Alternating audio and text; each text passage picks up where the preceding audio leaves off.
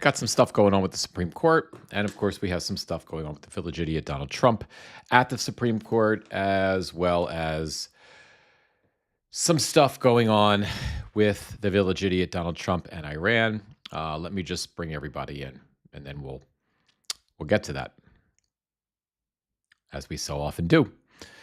If you could just bear with me for a moment. Okay, we have our stream up in Substack. Let's just get Instagram going. If you guys can bear with me.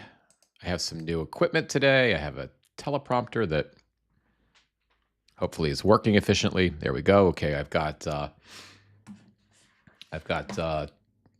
Instagram up now as well. And last but not least, let me just check and make sure we're okay with our other socials, and everything looks good. Hey, Gamer Vet Dad. Hey, Jordan. How are you guys? So let's get right to it today. First of all, before we get right to it, I hope you all had a good evening. I hope you're having a good day thus far. So what do we got going on at the Supreme Court? Well, here's what I want to cover today. Here's what I want to talk about. I want to talk about the what's going on right now at the Supreme Court. Just this minute, I was just listening to the oral arguments at the Supreme Court about birthright citizenship, and it's been pretty interesting so far. And we're going to get to that in a moment. I also want to start with the validity of Donald Trump being at those oral arguments, and I want to kind of start with that in a moment. And then I want to get to Iran, of course. Just a spoiler alert, we're going to make fun of Donald Trump. He discussed today that he lied today and said that the Iranians asked for a ceasefire. And the Iranians, obviously quickly came back and said they didn't ask for a ceasefire and, bombed stuff today.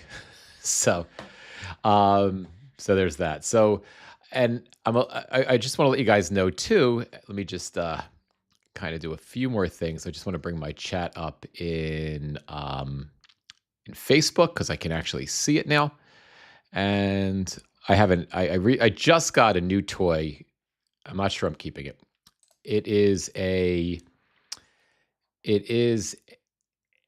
teleprompter that I spent too much money on, quite frankly. But quite frankly, I spent too much money on it. But it is a teleprompter.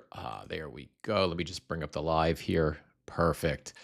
And I can actually see my chat. I can see myself too, which is a little disturbing. But I can see thus far the live feed from Substack. I'm looking at it now. Instagram and Facebook. I'm still working on your YouTube. Is there anybody out there on YouTube? Yeah, there might be one person out there on YouTube. So I'm still working on your YouTube. I haven't figured that part out yet, but I am getting there. So I hope I hope this works. I hope this works because I have a tendency. Those of you who go to my lives not infrequently, especially this week and last week, I've been having a plethora of technical problems, sound issues, video latency issues, and all other kinds of problems. And now it looks like to introduce a new piece of equipment in the middle of technical problems that aren't completely solved is usually not a smart thing to do. But I've never been accused of being particularly bright or having a lot of common sense. So let's get right to it. So right now you can see up on the screen here, we've got, I just have BBC up. It's really more for a visual than anything else. I just thought it would be interesting to bring BBC News up as I'm going to talk about the validity and the Supreme Court, because it seems like, that's right, Gamer Vet Dad, we're going to have some fun testing out the teleprompter. Exactly. And why not test it on a live stream with all socials, where I can really screw things up. Right. If I had any sense, I would just test it in one single stream. But of course, why not test it with a multi-stream? So the reason I have BBC up here is because the argument was before I go, let me just tell you what's going on, because not everybody knows what's happening right now. So Supreme Court right now is at the Supreme Court. There is an argument going on in front of the justices about birthright citizenship. The Trump administration, the Solicitor General, his name is first name is something, last name is Sawyer. Solicitor General Sawyer. I can never remember what that guy's first name is. He's arguing that we need to get rid of birthright citizenship almost completely. And he just finished up his oral argument, his presentation about maybe about 12 minutes ago. I listened to much of it, and right now an attorney representing the other side, the side that wants to maintain what we've had for generations, which is, with some exceptions, I believe there's 4 or 5 exceptions, anybody born in the United States is a citizen. So the RFK impersonator Sawyer. That's a pretty funny, Gamer Vet Dad. If you've ever heard the way what Gamer Vet Dad is referring to, Sawyer talks like this. He's got the RFK Jr. sort of talking, but he sounds like that. If you ever listen to Attorney Solicitor General Sawyer, but to Sawyer's credit, he may be on the wrong side of history. He may or may not be a MAGA creep. I don't know if he's in it for the fame and the money and just the opportunity to go in front of the Supreme Court over and over and over and over and over again. But unlike everyone in the Trump administration, unfortunately, Sawyer is not an imbecile by any stretch of the imagination. Hey, Najeri, how are you? Sawyer is not an imbecile. He's a brilliant man. And that's in some ways that's more scary to me than an idiot like Donald Trump or a blowhard nincompoop like Pete Hegseth. Or a sociopathic half-wit like Pam Bondi. To have an actual person arguing on behalf of this Trump administration who isn't just intelligent, but is brilliant, is scary because that's really where the fragility of our democracy, as far as I'm concerned, comes in. The fragility of our democracy is that not that an idiot like Donald Trump is going to actually become the successful autocrat or idiotic autocrat who takes over the country and gets rid of our democracy, because he won't. That won't work. We're seeing that happen now in real time as he devolves politically. It's that hey Angie, how are you? It's what scares me more so is that what scares me much more so is that a evil genius could easily take over our democracy. And it doesn't even have to be a genius. You can get a Putin or a Viktor Orban, although Orban may be on his way out in Hungary. But you could have anybody in the future who isn't Donald Trump, who isn't a blistering, blazing moron, who isn't, severely mentally ill. Anyone like that who becomes president by accident or on purpose, we're dumb enough to make that person president. Gail, Stephen Miller, fair point. That person could become president of the United States, that America is dumb enough and entitled enough and fucking lazy enough to do that. And that could happen. That's terrifying that could happen. That could be a real thing. Irrespective, I'm on a little bit of a tangent now. Let's get back. So the good news thus far. Now, as you all know, I am just a schmuck sitting in my little home office studio, whatever the hell it is, with a runny nose. I'm just a schmuck in New Jersey who likes to talk about politics, right? And watches a lot of news, right? So I am by no means a legal expert. I wish we had right now Jennifer Rubin on this call or Katie Fang on this call, on this live. I wish. I would love that. But they are not really answering my DMs yet. I need to get a little bit bigger. Hopefully I will. And they'll respond. So until I can get Jennifer Rubin or Katie Fang or the legal AF guy from the Midas Touch News Network, or anybody who knows anything, like really knows something about the law, you're going to have to just put up with my armchair you know, cosplaying a lawyer in my spare time analysis of the situation with all my friends, Gail. Amen. Thank you so much. So you're just gonna have to take it for what it's worth. Take the analysis for what it's worth. So the good news, I think, listening to Solicitor General Sawyer make his argument is that he was fucking hammered. He was hammered. Now he's a smart enough guy with such an incredible memory and knowledge of the law and things and people and senators and lawyers and Supreme Court justices and cases, the encyclopedia of historical knowledge that is accessible to that man at any given moment, that is available in his brain. This is why I think he's brilliant. As much as I think he's a sick fuck on the wrong side of history, he's still brilliant. The encyclopedic knowledge that when I listen to this guy argue cases is stunning to me. But even with his brilliance in terms of knowing things and connecting the dots and disconnecting dots that he doesn't want connecting and manipulating the law for the village idiot Donald Trump, he was hammered by all of the justices. I'm going to tell you, even I think it wasn't. Somebody called me out. It wasn't. I was thinking it was Gail, but it wasn't Gail. Somebody I had put a note in on Substack, and I had Instagram, Facebook. You guys don't have this note. I can only do it when I'm doing stuff like this. I only put quick notes, like in quick post on Twitter or X, whatever the fuck it is, Blue Sky and Substack notes. I can't post this stuff into the feeds there, and I could in real time, but it gets a little dicey. But I had put a note in there when Alito came up and actually challenged Sawyer. Brace yourselves, guys, those of you that are court followers, because you're going to not believe this. But Alito actually asked a question about the humanitarian indecency. He didn't use indecency. I'm using that. But the humanitarian cost of getting rid of birthright citizenship. He challenged. I was stunned because Alito is not always me. Sorry, you're right, Gail. So I didn't mean that. I just thought you had asked it, but you didn't. Because it's funny, Gail. The person who responded to me was like, because I said, what's going on? Alito asked the question, is he suddenly a humanitarian?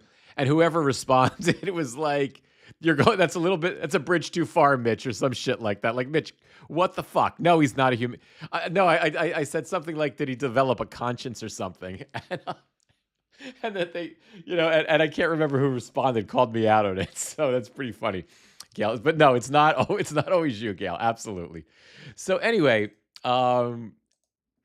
irrespective, so Alito even hammered him with, a question about the humanitarian consequences of getting rid of birthright citizenship. I'm sorry. Amy Coney Barrett and I think it was Ketanji Brown Jackson, but I don't remember if it was her or Sotomayor, had, after they sort of picked apart his legal argument, if Judge Gorsuch, of all people, well, Gorsuch does this, but Gorsuch kind of picked apart the legal argument fairly well. Chief Justice Roberts just hammered the legal argument. After that, Amy Coney Barrett following up, and I think it was on Sotomayor's comment she was following up on, talked about, like, how the fuck would you do this? Oh yeah, Ketanji Brown Jackson talked about that later. She did. That's why I have them all in my mind with that. Ketanji Brown Jackson was, but Amy Coney, and the reason I mentioned Barrett is because she's one of the conservative justices, right? She was like, how could you actually implement this? Like, what would be the logistics of suddenly changing a generations-long constitutional requirement? That is, that the 14th Amendment is extraordinarily clear about. Let's just say we agreed to your bullshit.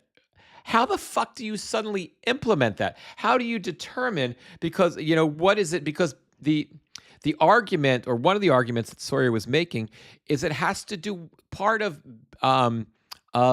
what affords you the opportunity to have domicile, which I don't even know what that means, so I can't profess to know that. But to have domicile, which is what would allow you to be eligible for birthright citizenship, has to do with what's going on in your mind. Like, do you think that you are here? Is your intent to be here, even if you're here illegally? Is your intention that you want to be here, that you want to be a citizen, and therefore, what is your intention? And that could affect whether or not the child that you have while you're here is a citizen. And Amy Coney Barrett was like, how do we enforce that? What would enforcement look like? Sawyer had no answer, because even as brilliant as he is, you can only think bullshit out so far in advance, right? You can only, if you're Donald Trump, can you just, when you get called out on the absurdity of your bullshit, can you just be like, we're just going to do it. It's fantastic. I did it. And by the way, I won the 2020 election. It was fantastic. And I've got a beautiful ballroom. It's so big. Everybody's going to like it. It's all got 20. It's not the cheap gold. And what about these pens? I got these pens. Are fantastic for $21 million. Right? Only Trump can do that, but nobody else can, right? So at some point, it seemed to me, with my limited knowledge of things, right? It seemed to me that Sawyer's, the logic that even that a brilliant lawyer like Sawyer can follow, the logical through line that even somebody like him can follow, has its limits when you're making a fucking absurd argument that is just driven by one, a blistering racist idiot in the White House, and then a confederacy of 2025 racist creeps that are surrounding him, that I was afraid before he became president and gave all these jackasses jobs in the administration, I was afraid that they weren't simpletons. But everyone from Russell Vought to Brendan Carr to all the rest of these dingbat dipshit weirdos that are the authors and instigators and implementers of Project 2025. Although nobody, or maybe very few, can achieve the level of stupidity of Donald Trump, they are not the sharpest tools in the shed. And I was so worried that they were, at the very least, angry, smarter than me. And that's not a high bar, but I don't think any of them are. Sawyer, fuck yes. Yes, in the arena of ideas, I would not want to have to compete with Solicitor General Sawyer. Fuck no. He's a force to be reckoned with. But there is only so far you can take when the basis of your argument is I hate brown people. When that's the basis of your argument at its core, and then you have to take a brilliant lawyer like Sawyer to try to manipulate the law to make that argument, even this particular Supreme Court could see right through it. And even Alito, I felt, and again, I don't know, because I'm not I don't know the court well enough. But it seemed that even Clarence Thomas was like having a hard time with it. I think. I don't know. And just to fact check myself, or to check to make sure that what I was thinking was real, because again, I don't know these things. I don't have a legal mind. I just I don't have legal training. I grew up watching, legal dramas with my parents at 10 p.m. during the week when I was a kid. And I've just watched the law, or the lack thereof, during the 10 years that Trump has been involved in our national politics. So that's all I have to offer. So I wasn't sure that, Sawyer was getting hammered. I couldn't, it felt that way, but I couldn't be sure. And what I was doing when I listened to a Supreme Court argument, the way I tried to be informed, the way I tried to kind of understand what's going on, is I listen, whether it's through C-SPAN or over at SCOTUS blog. I listen to the arguments, and then I have the SCOTUS blog live feed, live chat feed up somewhere, and I read the comments of all of these legal folks. During especially when I get lost with what the justices or the solicitor general or the opposing lawyers are saying. So I listen to that, and I never comment because I in SCOTUS blog because I don't know what the fuck I'm talking about. But in this one instance, I just put into the SCOTUS blog chat is I don't know what I don't really know what I'm seeing. I don't have but it feels to me like Sawyer is getting hammered here. Can any of you confirm that? And then you don't just it's not like a live stream like this, the way that the SCOTUS blog works. They want it to be highbrow, and they want it to not devolve into bullshit, and they don't want trolls on there. So they have a couple of folks who monitor the chat in real time, even though there's thousands of people on it, and not every question gets through or comment. My comment got through.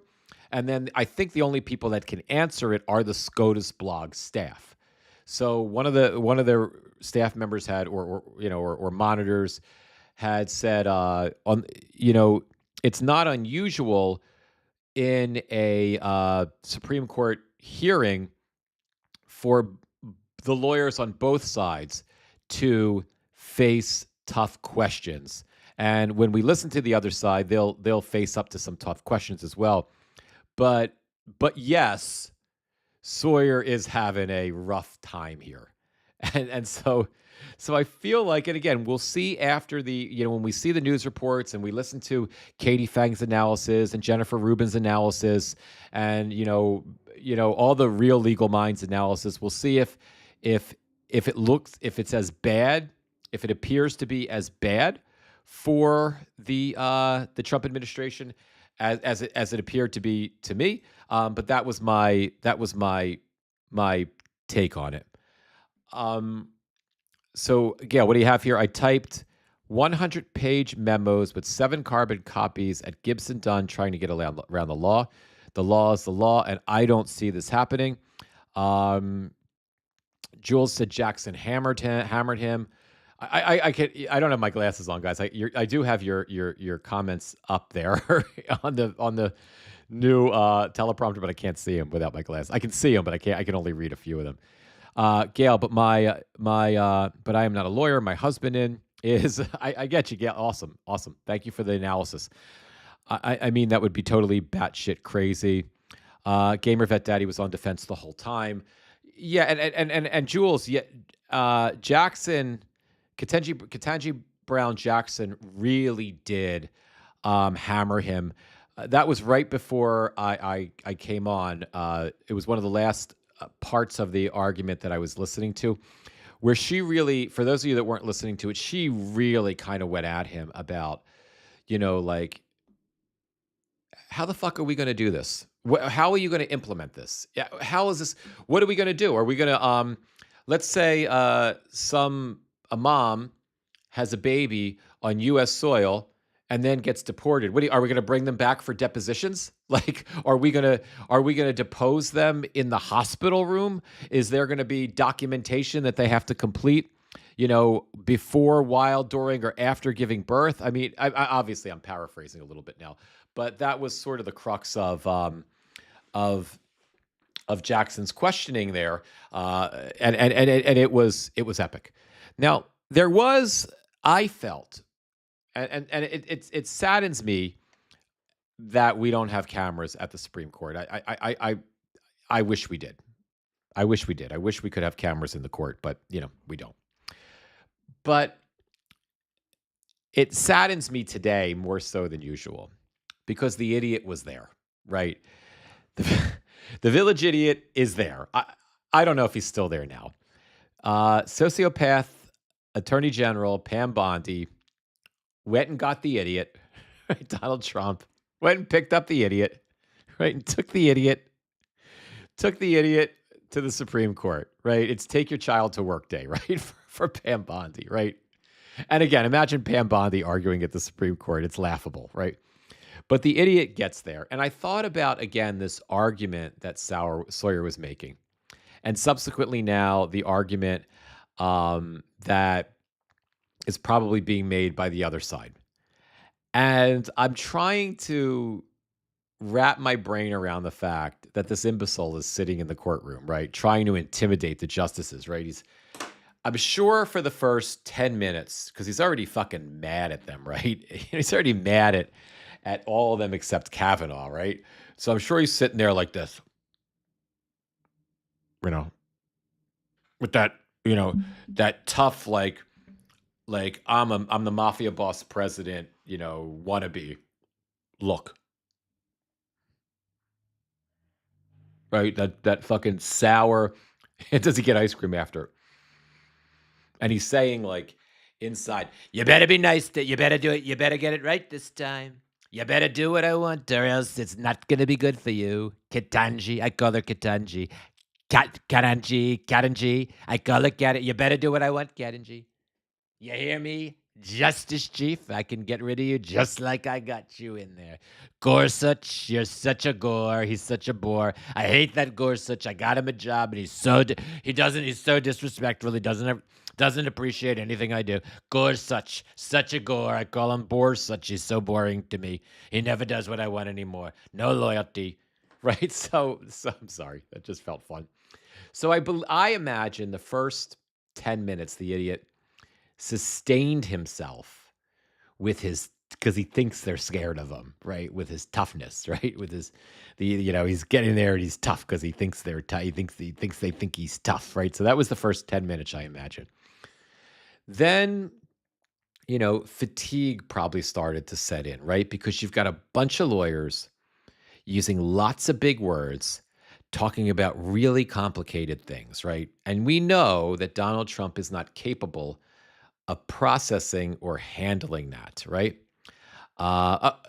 Did he leave? I'm sorry, has he? Patty Ann. So he left. I have no idea if he's still there or not.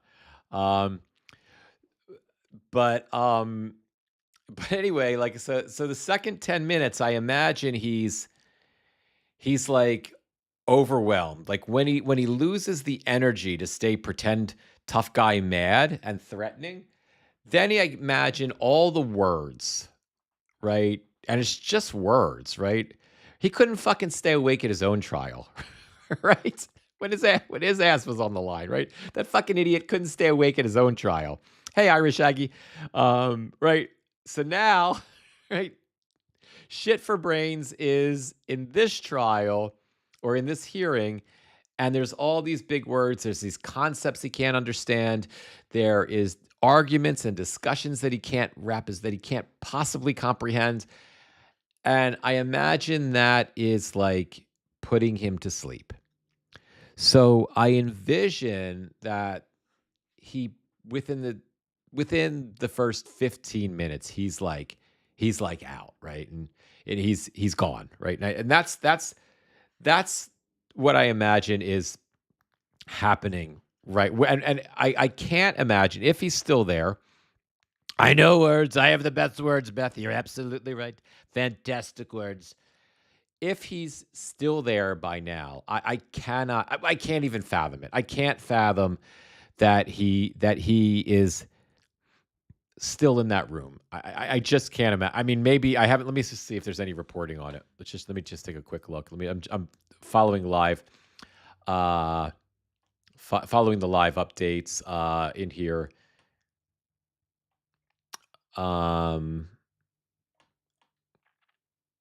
Yeah, Trump leaves Supreme Court. So that was 10 minutes ago. This was reported. Let me read this. I don't have it up on this other. Yeah, you know what? Let me bring it up on the other screen. Hang on, so I can read this to you. Of course, right? Of course. I had to go. I'm very busy. I got the war. It's a big war. It's my permanent war. It's right here, guys. Here it is. Trump leaves. Trump has departed the Supreme Court after attending his Solicitor General's arguments for more than an hour. So the idiot made it for an hour.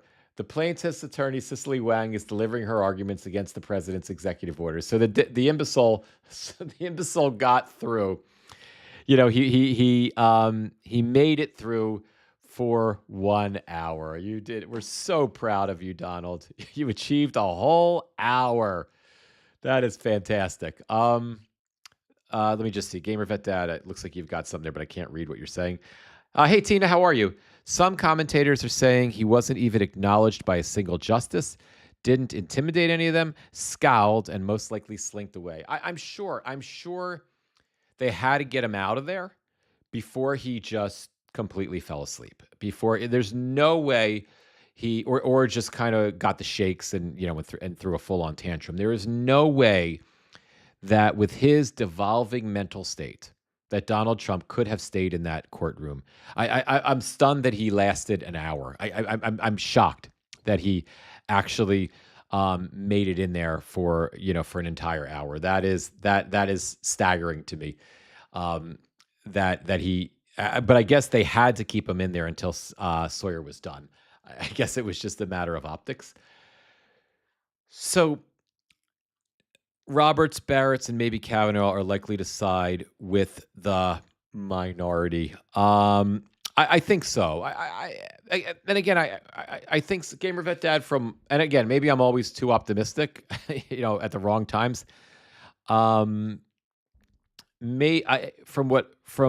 that first, you never know what the Supreme Court is going to do, but from that first half of the hearing, I don't see, and again, you never know what they're going to do. I don't know how much they're hammering the ACLU lawyer on the other side right now. So I don't know. But from what I saw there, I don't see how Gorsuch and Barrett could possibly, or Roberts could possibly rule with the Trump administration. I don't see that. Kavanaugh was the only one that I felt had a little wiggle room. And I even saw this rare I would even say potentiality that Alito side, again, depending on what he's doing now, which I don't know. But from what I saw there, it felt to me like even Alito wasn't going to go there. I even think it's possible you're not going to see Clarence Thomas go there, as unlikely as that seems. But again, I don't know, and we're probably not going to know anytime soon, right? When does is it the end of June, right? Beginning of July, sometimes last is when the season ends for the Supreme Court. I think last year there were a couple of big cases, and it sort of we had to wait kind of into July. But I can't imagine we're going to know until then, right? So we'll see. But I think the Village Idiot is a good segue into, let me just check the time, into where I want to go next. Let me just check the other socials too before we go on. I just want to see if there's any comments that I missed elsewhere. Oh, did we lose? I think we may have lost Instagram. Oh no, Instagram, you're still here. I've got to really figure out how to use this. This tool that I have, and it looks like I did lose my Facebook feed. All right, so I need to do a little more work getting used to the teleprompter, but at least Instagram and I know you're still here, Facebook. I'm sorry I get that I'm not actually seeing anything that's in the live feed, but I know you guys are still here.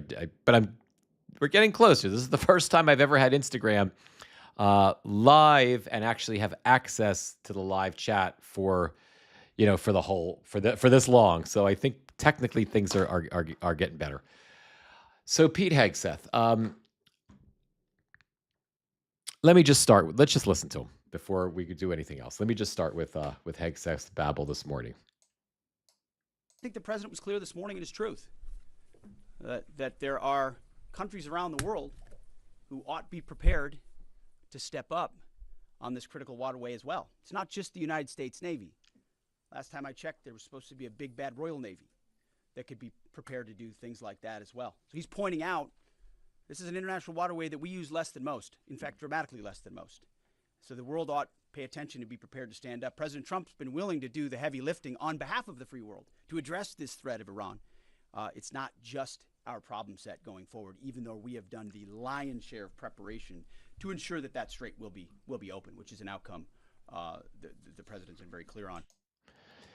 So aside from the fact that Hegseth is a babbling imbecile, right? That he is coherent, unlike Donald Trump, but he's still he's a coherent imbecile. He's always performing. He's always acting tough. Even here, if you watch his body language, he's he's putting on, whenever he talks, right? Whenever Hegseth talks now, in order to try to sell his bullshit, which is so transparent, he's always sort of like giving like sort of a sort of that like sort of fake Robert Redford style kind of smile to try to, use his supposed charm and his supposed good looks to go along with his tough big dick attitude. What I mean by, and the president has been very clear, and he does that kind of like, and the president has been very clear, and he gives that little like, I'm a real man. He kind of maybe flexes a little bit. And the president has been very clear about how impressive he has been. Right? He kind of gives that, he kind of, me neither, Patty. Nothing he says is serious. And it makes him, his affect, right? Hegseth's affects, his body language, is so indicative to me of how weak, insecure, unprepared, and unfit he is, and that he knows that he is for the job. He's always these kind of mannerisms that I do them. We all do them when people are uncomfortable. Some of the way, and when you're full of shit and you're trying to project like you aren't, all of us, especially children, right? We do things, we act in ways to try to give the impression, to the outside world that we know what's going on, that what we're saying matters, that we're really, really smart. Now, usually by the time you become a grown-up, right, a functional grown-up, you recognize, A, that you either don't have to do that anymore, or B, sometimes you find yourselves in situations where you're vulnerable, where you don't know what the fuck you're talking about. I do that all the time as an influencer, right? I'm online in front of people. I always kind of get caught up in my own shit, right? I always sort of have to catch myself being performative and acting out to cover for a bad live, or if I feel like a video is going south, but I've already recorded 10 minutes of it and I just don't want to let it go. I'll overcompensate with ridiculous behaviors to try to salvage it and look respectable, right? Yesterday we had a training in chorus. It was a great training. It was about debates. And I'm thinking of doing it, but I don't know. I'm afraid. But it was about getting into this fucking online debate world where you go head to head with MAGA folks, and and the person, I can't tell you who was the presenter, because out of respect for everybody in chorus, unless we have permission from them to share that they're a part of the community, we have to honor their privacy. So I can't tell you who it was, but it was a very successful person who was engaged in and involved in debate.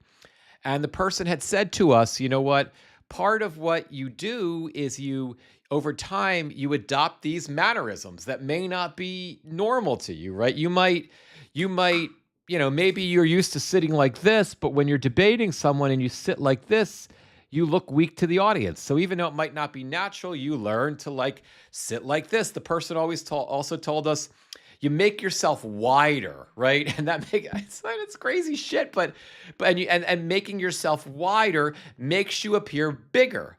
And in some weird way, it has a psychological effect in the process of debating. And even if you're talking shit, you don't know what you're talking about, and you're getting hammered by your opponent, If you're sitting like this, just kind of taking it and responding it or pivoting away from it, and your opponent is kind of like this, you're going to win that debate in public, in the court of public opinion. So there's something to be said for that. But again, you do it as a grown-up. And when the result, and you learn subtleties and you learn common sense ways to approach it, and you just you try to maintain your dignity while you're fucking bullshitting the world, right? But Hegseth is so unfit. He's so out of his element. He's so unqualified for such an important position to be Secretary of Defense. And now this drunken fool is in so far over his head in a war that he does not know how to execute, that he is incapable of managing, that he doesn't understand. He's in so deep and things are going so bad that the best he can do is come up with these. And again, I'm dating myself here, but come up with these and I'm dating myself because no one fucking does this anymore.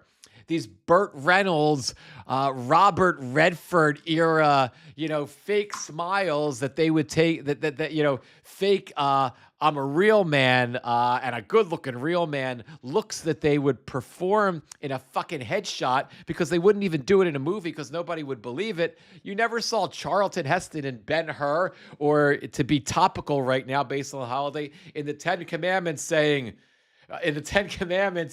Ben-Hur says, Charlton Heston says, those who will not live by the law will die by the law. And he throws the 10 Commandments down. You don't see him going, those who may not live by the law will die by the law. Check out my guns, right? Because it's so fucking dumb. But you would see him in photos back in the day. And that, and again, I don't mean to hammer this home, but let me show you. Watch. I think the president was clear this morning in his truth that there are countries around the world who ought to be prepared to step up. There it is. You see, he's starting to smile. He's starting to come forward.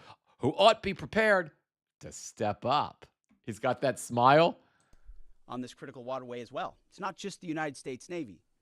Last time I checked, there was supposed to be a big bad Royal Navy that could be prepared to do things like that as well. So he's pointing out this is an international waterway that we use less than most. In fact, here he goes. So the world ought to pay attention to be prepared to stand up. President Trump's been willing to do the heavy lifting. Here comes the smile. Of the free world. There it is. Let me bring it back. See, like there it is. He's talking about serious issues, right? War. President Trump is tough. There's no reason to smile like an idiot, right? But it's all a defense mechanism. It's all to protect himself from his own bullshit. To address this threat of Iran. And when you juxtapose that against the fact that he is just incessantly lying here, right? That the Europeans have invariably, when it comes to the Straits of Hormuz, told him and the idiot, finally, thank goodness for the Europeans, finally told them to go fuck themselves, right? The Europeans have finally and thoroughly stood up for themselves. And we didn't start this war, you fucking idiot. We weren't questioned. We weren't brought into the planning on this war. This war is an absolute clusterfuck. Iran is winning this war. They're starting to reach a point where they won the economic war, they won the PR war, and now just because they're just fucking not going away, they're starting to begin to turn the tide in the physical war, at least that with the U.S., maybe not so much with Israel. So this idiot's got to stand up and has to defend the other idiot and make the argument, it's not our problem. It's not our problem. We've done the heavy lifting. President Trump has done the lion's share of the fighting. We killed everyone. We made it safe. Now it's your job. You got to go in there, Europe, and you got to take on the Iranians because they're available to you now. We're not going to do your job in the war that we created. And it is we have reached that point, at least in my mind, again, where if it wasn't catastrophic, it would be laughable. And it's okay. It's okay to make fun of them.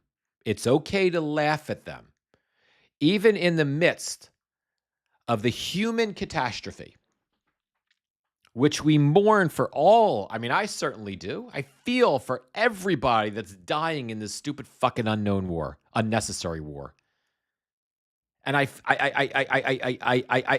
feel like it's imperative to manage both of those contradictory experiences and express them, to feel deeply, deeply for the people that are getting killed for no fucking reason, and to feel enraged, angry, and sad about that, to feel sickened by our troops that, who are heroes, who have been killed in the line of service for no reason, and whose dignity after they have been killed is defiled and defouled by these animals. The village idiot and his piece of shit goof squad taking photos at the ceremony in Dover, Delaware, when the bodies were being brought home. Right? It is sick. And at the same time, in order to stop this from happening and any more people from dying on either side, at least at the hands of the American military, that it is necessary to laugh at the abject stupidity of these idiots. We can't shame them out of doing what they're doing. We can't, because they can't be shamed. But the village idiot, as we've seen, does respond to public opinion. He responds to polling. He responds to anything that shatters his thoroughly shattered, fragile ego. And as we mock what they're involved with, as we call out their stupidity, their bullshit, their lies, their nonsense, the American public buys into it more and more, buys into the truth more and more and more. The idiot polls lower and lower and lower, no matter how much he lies about the polling. And then he's betwixt and between right now, right? The idiot wants to run away from this fucking war as fast as he can. The Iranians won't let him. They have that motherfucker by it's like they have an imaginary leash around his neck now, right? And he's the dog, and they're walking the dog right now. And it really feels that way. And as much as he tries to pull away, he wants to get out of this fucking war. It's because he knows that he fucked up. The Iranians won't let him. They taunt him on social media. They want to bury him, not just literally, because they've made it clear that they want to do that, but they want to humiliate him. And it sure as hell seems like they're willing to die to do it. They want to shame him on the public stage. They want to come out of this war, and as ridiculous as it is, it sure as hell looks like they will, unless we wind up with a big fucking long-term ground invasion. They want to come out of this war better off than they were before they got into it. And they're getting close. They weren't charging a toll for boats to pass through the Strait of Hormuz prior to this war. Prior to this war, Iranian oil was sanctioned. To get Iranian oil, you had to have ships flying false flags. People couldn't buy Iranian oil and have business relationships with the United States. Iranian oil is unsanctioned now. I mean, do you see how fucking crazy this is? Iranian oil is unsanctioned. We are bombing the shit out of a country while we are letting them sell oil to be able to fund tens of thousands of more missiles, drones, Shahed drones, ballistic missiles, the little drones, whatever they're called. I mean, it is the blistering, blazing, remarkable incompetence it's unthinkable. And taking it a step further right now, earlier today, it was at 9:14 a.m., NBC News posted that Trump claims the Iranian leader asked for a ceasefire. The idiot claims, after days of him lying about direct negotiations with the Iranians, which we all knew from the first time he said it, 4 days ago, we knew he was lying, even before the Iranians said he was lying. But, making up fake negotiations. We're having fantastic over the last 48 hours.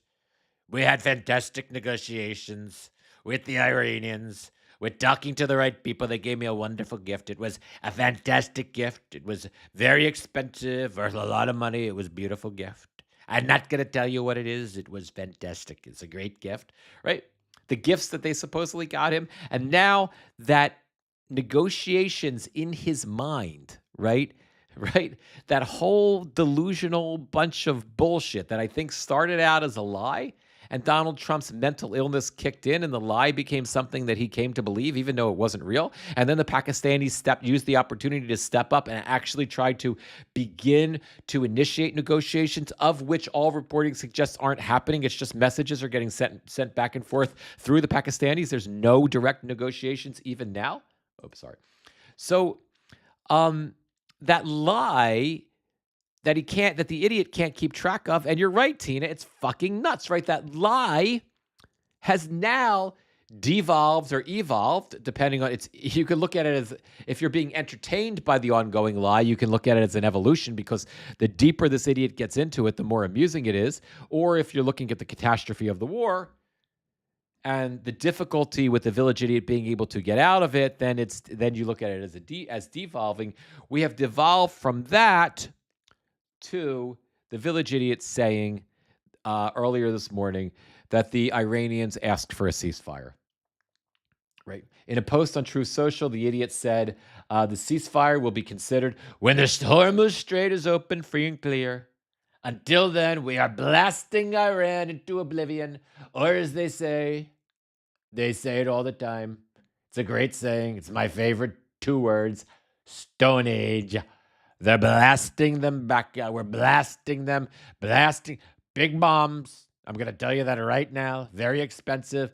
Blasting them back to the Stone Age. And that's what he said. Here's Al Jazeera. Right? Shortly thereafter, Iran's foreign minister says no ceasefire proposal was issued. Iran's foreign minister, Araghchi, says the country has made no ceasefire proposal. Iran's Arab news agency reported that Araghchi described the 5-point plan allegedly proposed by Iran as media speculation. He is also reported to have said the war will continue until, quote, the aggressor is punished and full compensation is paid to Iran. And once again, right, we're in this weird fucking world, which is not anything that I remember in any war, even the Iraq war, where I know that although the people we're fighting against, the Iranians, which is an extremist regime, a repressive, horrific regime, I know that what they're telling us is far closer to the truth than what the idiot who is the president of the United States is telling us. It's a weird thing, right? Because, we're in this moment where the Iranians, they don't even need to propagandize this war. They don't need to make shit up like they normally would do, because the idiot that we have here is doing it for them. He is making up absolute blithering nonsense that gives the Iranians, who would probably be happy to lie if it were necessary, but he's providing them the opportunity to not have to lie, to just be the normal people, the adults in the room, the sane people, right? I mean, this idiot is so fucking crazy that he is providing the Iranians the opportunity to they don't need to utilize propaganda. They can just they can just fight this war, the PR war, by just saying the truth, because we all know it. All of our allies know. We all knew. Everybody knew. When the Village Idiot came out 4 or 5 days ago and told us that there were 48 hours of negotiations with the Iranians, we all knew it was a lie. And so when the Iranians didn't have to do anything with that. They didn't have to manipulate that message. All they had to do was come out and say, yeah, it was a fucking lie. He lied. We're not negotiating. Nobody's talking to that idiot that's your president. Nobody's talking to him. Hey, Great Britain, that idiot that you're friends with. We're not talking to that idiot. Spain. Hey, Spain. Germany. Nobody, we're not talking to him. And all the fucking world leaders know that that's true. And the Iranians don't need to do anything else. They don't need to tweak the message. They just need to let the idiot talk and then just respond appropriately to it. It is a weird moment. It is a weird moment. And there was, let me see if I thought I had one other, maybe I don't. I thought I had one other comment I wanted to make about the ceasefire. I thought I had one other, let me just check up here, article. Yes. Yeah, so this I noticed this morning. So, the idiot says and again, I don't know GMT. I don't know, what is that, General Mountain Time or whatever. So at 1550 General Mountain, I'm sorry. Where's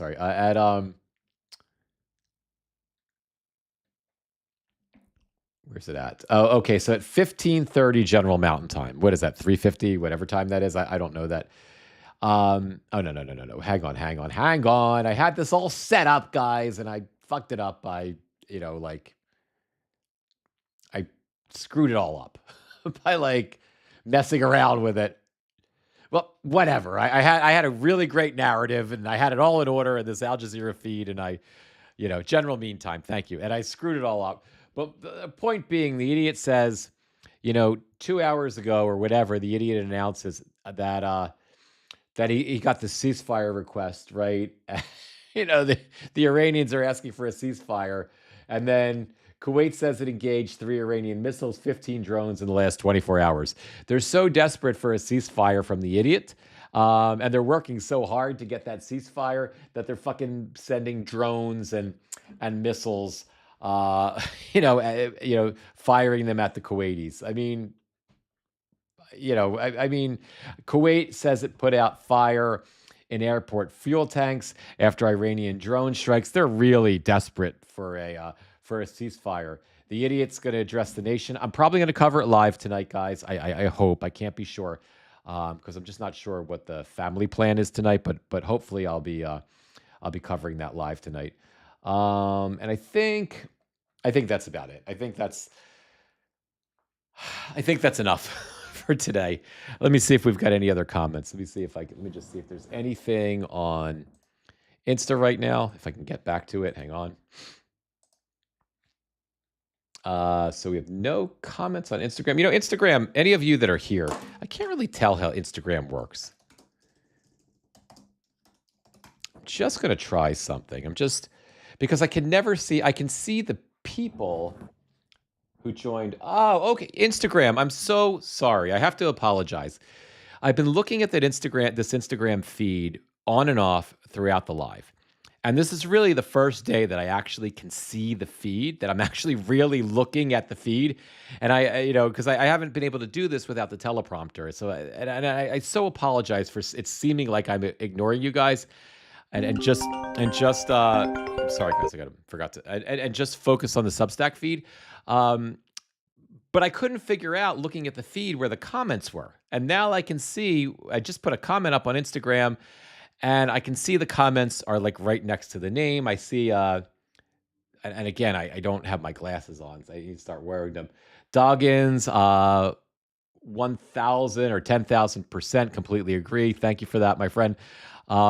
So I apologize, guys. Oh, his name is pronounced Sour. So Carrie was talking about when I was calling him Sawyer, Solicitor General, 40 minutes ago or 30 minutes ago. And again, I apologize for not looking sooner, Carrie. I just didn't think anybody was leaving any comments because I didn't know how to look at the feed. But so Sour is how his name is pronounced. So, yeah, my apologies for that.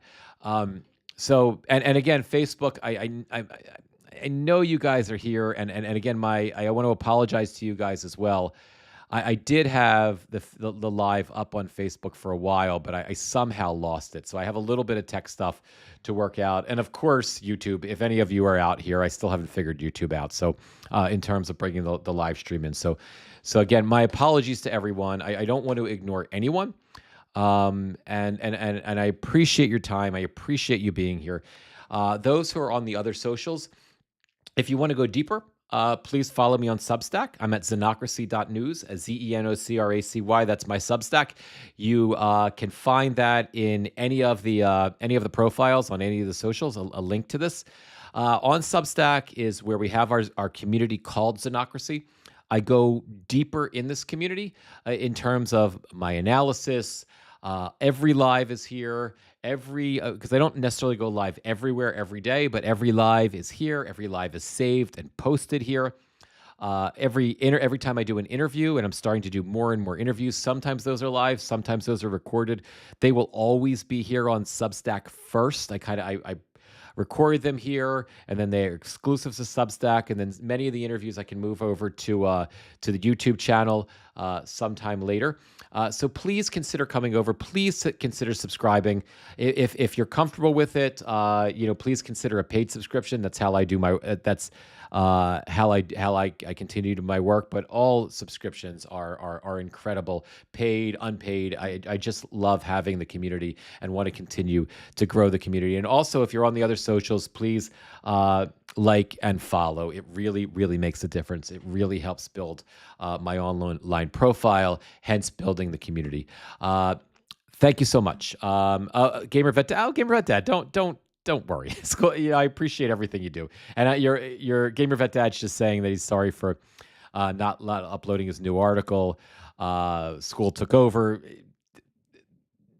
Whenever you can, and whenever it's convenient. I appreciate all the work you do for us, all the fact checking you do for us. I appreciate all your all the emails that you send me about how your AI system is your predictive system is coming along with the consolidation of the Trump administration. So no worries. Whenever you get it ready, it's ready.